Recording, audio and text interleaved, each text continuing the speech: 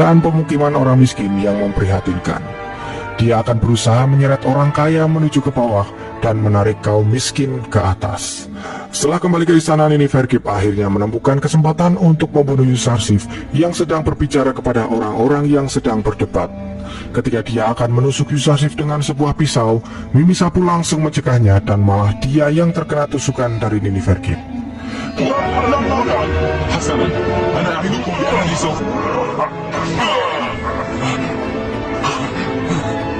Setelah itu Malik langsung melawan Nineferkip yang akhirnya dia berhasil membunuhnya dengan pedangnya.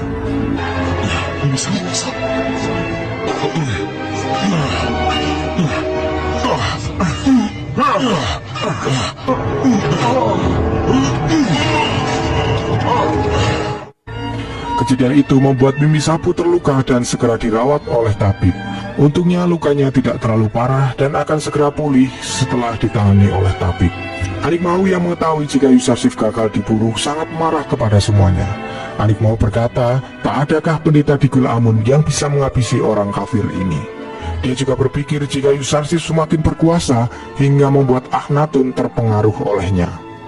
Anikmau terus berusaha untuk membunuh Yusarsif secepatnya agar dia bisa tenang. Akan tetapi salah satu pendeta menyarankan agar Anikmau tidak membunuh Yusarsif karena jika Yusarsif terbunuh, maka Akhnatun juga akan membunuh mereka semua nantinya. Hal yang dikatakan oleh pendeta itu juga membuat Anikmau kembali berpikir tentang rencananya membunuh Yusarsif dan merasa kebingungan bagaimana cara menghadapinya. Akhnatun yang mengetahui jika nyawa Yusarsif dalam bahaya akan segera membereskan kuil dan para pendeta langsung. Akan tetapi Yusarsif menyarankan agar Akhnatun bersabar sampai saatnya tiba nanti. Karena jika saat ini mereka memerangi kuil, maka akan banyak pertumpahan darah yang akan terjadi. Yusarsif juga meminta izin untuk meninggalkan kota Thebes untuk mengunjungi semua kota dan juga mengawasi serta melihat langsung perkembangan pembangunan lumbung gandum secara dekat. Walaupun berat akan berpisah dengan Yusarsif, Akhnatun pun mengizinkan Yusarsif karena itu akan melancarkan semua rencananya menangani masalah yang ada di Mesir. Ternyata di istana bukan hanya Nineferkip saja yang ditugasi untuk membunuh Yusarsif, akan tetapi seorang penjaga pun akan berusaha membunuhnya. Tapi untung saja Yusarsif bisa menghindar dan Malik segera menangkap orang itu. Kejadian itu membuat Yusarsif mengalami luka di bagian tangannya. Sementara itu di Kanaan, para warga sedang terlihat akan menguburkan jenazah Bilah yang lalu didoakan oleh Yakub agar Allah mengampuni semua dosa-dosanya. Kembali ke Mesir, Yusarsif mulai menjelaskan kepada sahabat-sahabatnya tentang pembangunan lumbung gandum yang akan direncanakan. Dia menjelaskan secara detail konstruksinya agar nanti lumbung itu tidak lembab. Nantinya setiap kota akan dibangun 7 lumbung gandum dan selama setahun di masa paceklik, lumbung yang pertama diisi akan digunakan gandumnya, lalu akan digunakan seterusnya pada tahun berikutnya. Yusarsif juga mendatangi pembangunan lumbung itu bersama Malik agar tahu apakah memang sudah sesuai dengan desain darinya. Dia juga mulai berkeliling kota di seluruh Mesir agar bisa cepat terselesaikan sebelum masa subur datang. Zulaikha yang mengetahui jika Yusarsif pergi ke kota lain merasa gelisah karena dia tidak akan melihatnya dalam waktu yang lama.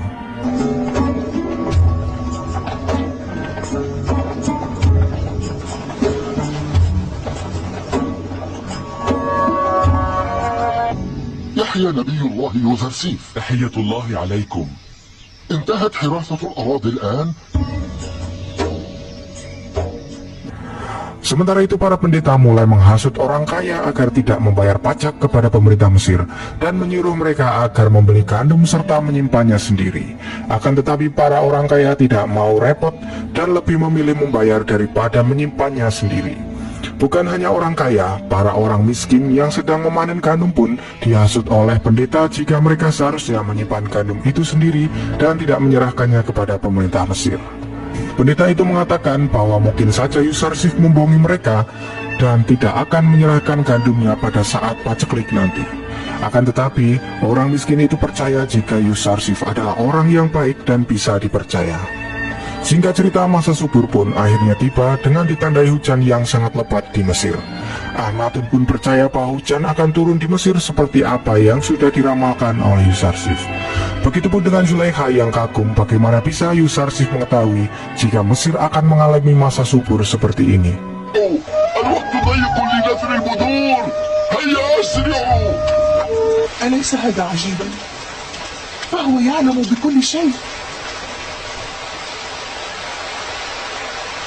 كيف أمكن يوزارسيف أن يقول بكل ثقة إن أمامنا 7 سنوات من الوفاة؟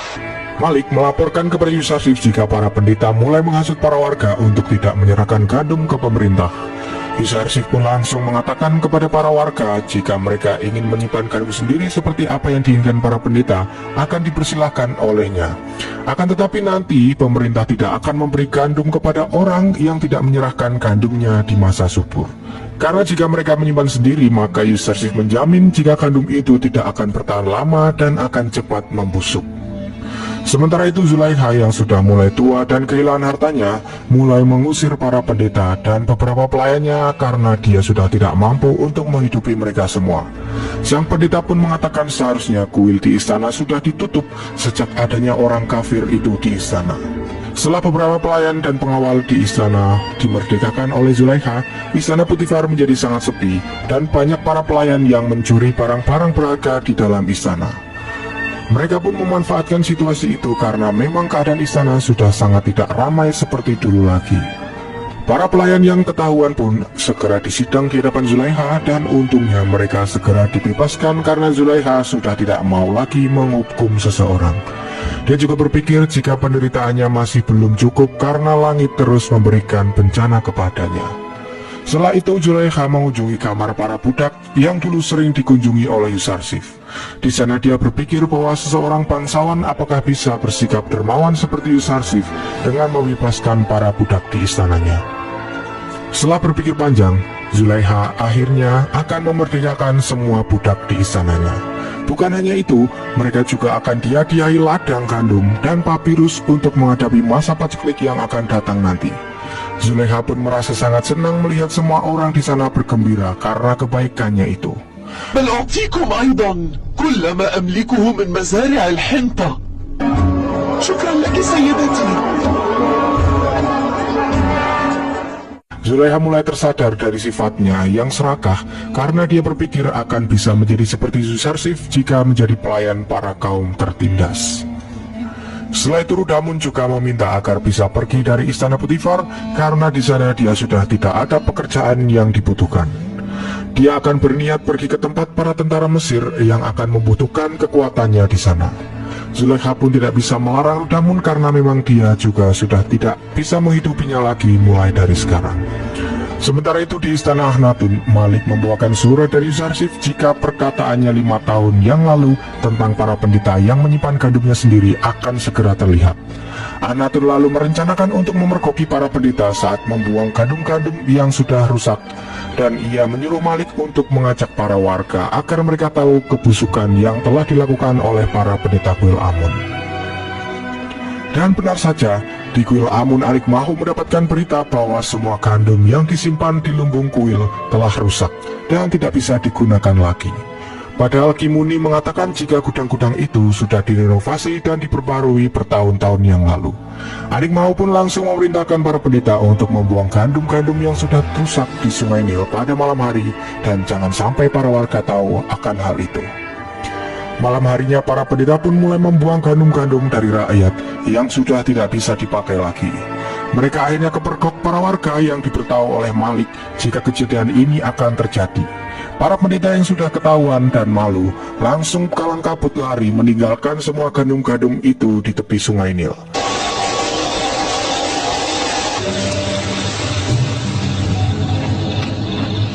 هاي ما الأمر هناك؟ ما الذي تفعلونه؟ لا ترمون بالحنطة في النيل. ألستم أنتم المشفقين على الناس أم أنكم أعداؤه؟ ساء الأمر كثيرا. فلنذهب فلن أعد. Setelah itu para warga mengetahui jika gandum-gandum hasil keringat rakyat ternyata sudah rusak dan malah akan dibuang oleh para pendeta kuil yang menjanjikan menjaga gandum milik mereka. Siang harinya Malik membuka semua lumbung gandum kuil dan memperlihatkan gandum yang sudah rusak kepada seluruh warga. Dia juga mengatakan jika para pendeta yang harusnya melayani rakyat tapi malah membuat rakyat menderita karena kehilangan gandum yang akan dibutuhkan di masa paceklik nanti. Para warga pun mulai percaya jika para pendeta